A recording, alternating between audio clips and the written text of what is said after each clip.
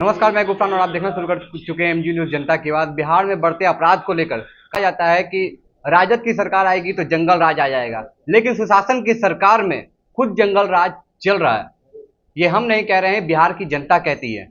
लगातार बिहार में आए दिन लूट, हत्याएं, बलात्कार इस जैसी घटनाएं लगातार हो रही है। हमारे साथ राजद के मुख्य प्रवक्ता शक्ति सिंह, हम उनसे बात करेंगे और जानेंगे इसको कैसे रोकेंगे अगर आपकी सरकार बनेगी तो।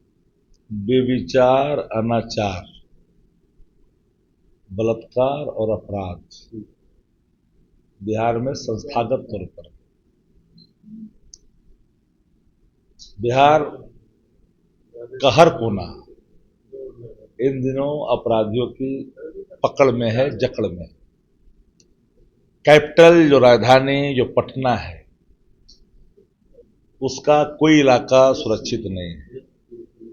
रियासी इलाके जहां नेता प्रतिपक्ष, मुख्यमंत्री और मंत्री रहते हैं, वह भी सुरक्षित नहीं है। पत्रकार सुरक्षित नहीं है, सत्ता प्रतिष्ठान के लोग सुरक्षित नहीं है। 5 बजे शाम होते घर में घुस करके गोली चल रही है। हर 1 किलोमीटर पर मातम की वो साया दिखाई पड़ती है गलियों में, जहां रोते बिलखते परिजन दिखाई पड़ते हैं।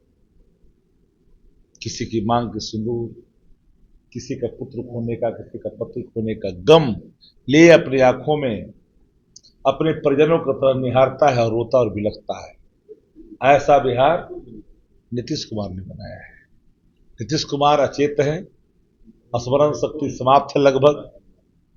भुंजा पार्टी सत्ता चला रहा है, जो आ रहा है सो कर रहा है। तो जदयू का लोगवे कह रहा है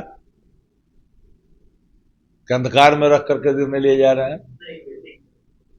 बिहार की सरकार और अपराधी दोनों का एक नया गठजोड़ है और चक्की में पीस रहे बिहार की आवाम।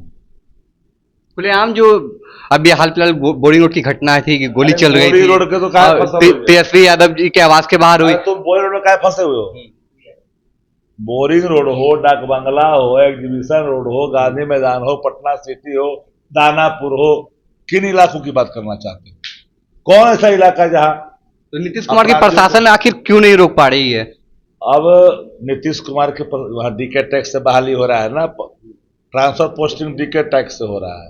तो शासन की सरकार कहते हैं अपने आप को। शासन की सरकार, यहाँ अपराधियों की सरकार, बेविचार, अनाचार, यही हालात है बिहार का। जब देखा जाता कि इंडिया गठबंधन के सरकार के साथ नीतीश कुमार थे, तो वही सम्राट चौधरी कहते थे कि हमारी सरकार बनेगी तो नीतीश कुमार के लिए कल्याण बीघा में कुटिया बनवाएंगे और अपराधी जो हैं वो नेपाल भाग जाएंगे, नहीं तो उनका गया में पिंड दान होगा। लेकिन अपराधी अभी भी घूम रहे हैं, खुलेआम सड़कों पर घूम रहे हैं। अपराधी सब लोगों से रिश्ता जोड़ लिया, संस्थागत तौर पर अपराधियों को संरक्षित करके वसूली कर रहा है। कुटिया तो बना देंगे इसको, वहां पर तारापुर में कुटिया बनवा दिया जाएगा। चिंता काय कर रहा है? तारापुर में कुटिया बना दिया जाएगा, एकदम चिंता न करें। ये तो नीतीश कुमार को रद्दी माल कहा था, थूक करके चाट रहा है कि नहीं चाट रहा है?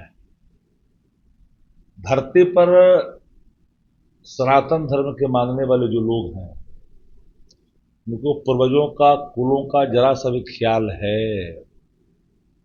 आम जन में लिए गए प्रतिज्ञा को तोड़ना कुल को कलंकित करने के बराबर है। ये प्रतिज्ञा लिया था ना कि हम बिना नीतीश के हटाए हुए नई पगड़ी खोलेंगे। पगड़िया काहे खोल दिया जा करके, चरण में रख दिया। अब तो कह रहा है कि मैं गद्दार का बेटा हूं, मेरा बाप गद्दार है, हाथ पर लिखने के लिए तैयार है। यही हालात है यार। जिनके पिताजी खुद सीमा पर रक्षा करते करते शस्त्र लेके भाग गया, क्या जानकारी है? नीरज कुमार का बयान नहीं देखे थे? तो हमारे साथ अभी राजद के मुख्य प्रवक्ता शक्ति सिंह थे और आज के जो मौजूदा हालात है और जिस तरह से बिहार में अपराधी खुलेआम बेलगाम घूम रहे हैं, उसके लेकर के हमने इनसे बात किया, सुना कि क्या कुछ ये कहे हैं। और अब आपकी क्या राय है, आप हमें कमेंट बॉक्स में जरूर बताएं। मैं गुफरान, राजद कार्यालय, पटना से।